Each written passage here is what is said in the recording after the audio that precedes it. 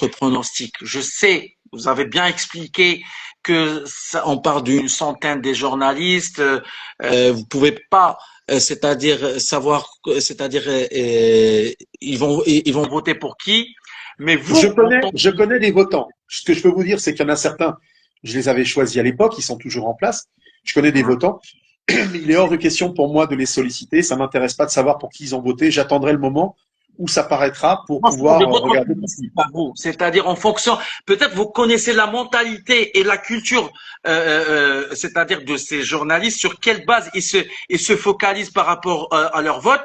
Est-ce que on peut partir sur une surprise à la 2018 par Yamal suite au nombre des joueurs de PSG? Est-ce que ça sera un nouveau défenseur, surtout d'après le Rodri l'année dernière lorsqu'il a gagné, c'est-à-dire le trophée?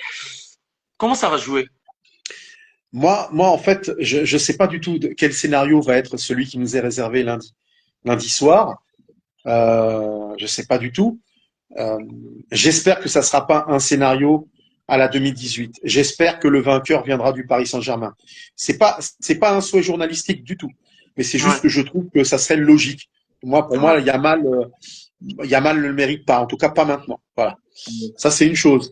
La deuxième chose, je serais ravi et j'espère que ça sera l'option choisie par par une majorité de jurés, en tout cas, c'est effectivement de voter pour le joueur le plus impactant et pas celui qui aura marqué le plus de buts. Et donc, dans ce cas-là, celui qui est impactant dans le jeu par des passes décisives, mais aussi par des buts et son influence, c'est Achraf Hakimi. Donc, j'espère qu'ils auront fait ce choix-là, mais je suis pas dans leur tête. Je n'ai jamais d'ailleurs été dans leur tête. Je n'ai Ouais. jamais eu à voter pour le Ballon d'Or masculin. J'ai voté au début pour le Ballon d'Or féminin, puisque France Foot a créé le Ballon d'Or féminin, et j'ai été le premier votant français du Ballon d'Or féminin. Ouais. J'avais voté Ouais. pour Ada Hegerberg, d'ailleurs, la future lauréate.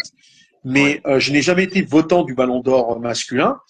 Mais franchement, j'aurais pas honte de voter pour Achraf Hakimi. Au contraire, D'accord. parce que je trouve que il coche toutes les cases d'être impactant, les titres, etc., etc.